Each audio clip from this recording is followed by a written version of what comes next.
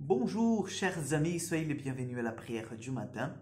C'est avec une grande joie que nous nous mettons devant le Seigneur par l'intercession de Marie et de Joseph et nous supplions l'amour de Dieu et sa bénédiction. Au nom du Père, du Fils et du Saint-Esprit. Amen. Je vous salue Marie, pleine de grâce. Le Seigneur est avec vous.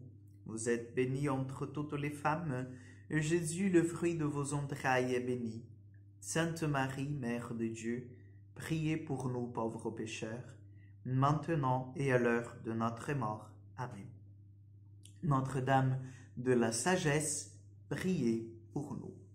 Nous allons prendre l'évangile de Marc, chapitre 1, versets 7 au 11. En ce temps-là, Jean le Baptiste proclamait « Voici venir derrière moi celui qui est plus fort que moi. Je ne suis pas digne de m'abaisser pour défaire la courroie de ses sandales. Moi, je vous ai baptisé avec de l'eau. Lui vous baptisera dans l'Esprit Saint. » En ce jour-là, Jésus vint de Nazareth, ville de Galilée. Il fut baptisé par Jean dans le Jourdain. Et aussitôt, en remontant de l'eau, il vit les cieux se déchirer et l'Esprit descendre sur lui comme une colombe. Il eut une voix venant des cieux, « Tu es mon Fils bien-aimé, en toi je trouve ma joie. » Acclamons la parole de Dieu. Chers amis, nous sommes dans une semaine de préparation pour vivre l'épiphanie du Seigneur. Nous savons bien que, donc dimanche dernier, nous avons vécu Noël. Nous sommes encore dans la grâce de Noël puisque l'Église est dans le temps de Noël. Et dimanche avant-dernier, bien sûr. Donc ça fait 2 semaines quand même.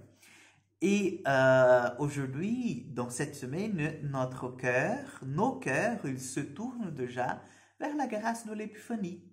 Et l'Épiphanie, c'est justement cela, la manifestation de Dieu, la manifestation de Jésus comme le Messie. Et c'est pour cela, chers frères et sœurs, que nous voyons aujourd'hui le récit, encore une fois, du baptême de Jésus, du Père qui vient témoigner de son Fils, qui vient donner, si vous voulez, la crédibilité au témoignage de Jésus. Et oui, Jésus lui-même, il n'arrête pas en fait de dire, de redire que son témoignage ne vient pas de lui-même, mais vient d'en haut, c'est-à-dire vient du Père. Et aujourd'hui, nous sommes là, chers frères et sœurs, justement pour contempler et faire notre acte de foi en disant « Jésus, tu es l'envoyé du Père. Tu es celui qui devait venir sauver l'humanité tout entière, le genre humain tout entier. » Vous voyez? Et même, chers frères et sœurs, si le monde nous dit que l'humanité est perdue, parce que nous sommes encore plongés, même si nous sommes en 2023, nous sommes encore plongés dans des guerres, nous sommes encore plongés dans des situations difficiles, nous sommes encore plongés dans la misère, la faim, n'est-ce pas? Donc, même si on essaye d'enlever cette foi de nos cœurs en disant que l'humanité, elle est perdue, qu'elle est enfermée sur son orgueil, sur son égoïsme, nous savons, chers frères et sœurs, que Dieu tient toutes les choses dans ses mains et que de tout mal, Dieu est capable d'en tirer un bien. Et que de toute situation qui semble perdue, Dieu est capable de faire que nous devenions de vainqueurs. Donc, c'est basé sur cette parole que nous sommes, et bien sûr basé sur notre expérience personnelle, que nous sommes invités à témoigner pour le monde, à témoigner dans le monde que Jésus est le Sauveur, que Jésus est celui qui devait venir, que Jésus est mort et il est né pour nous apprendre le chemin du ciel et qu'il est mort pour nous donner la vie divine.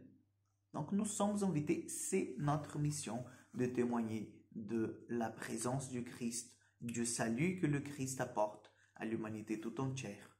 Amen. Donc, demandons cette force parce que témoigner, c'est pas toujours évident et facile, mais c'est notre mission et nous ne devons jamais nous taire. Parce que si nous nous taisons, les pierres parleront à notre place. Amen. Le Seigneur soit avec vous, que Dieu Tout-Puissant vous bénisse et vous garde, le Père, le Fils et le Saint-Esprit.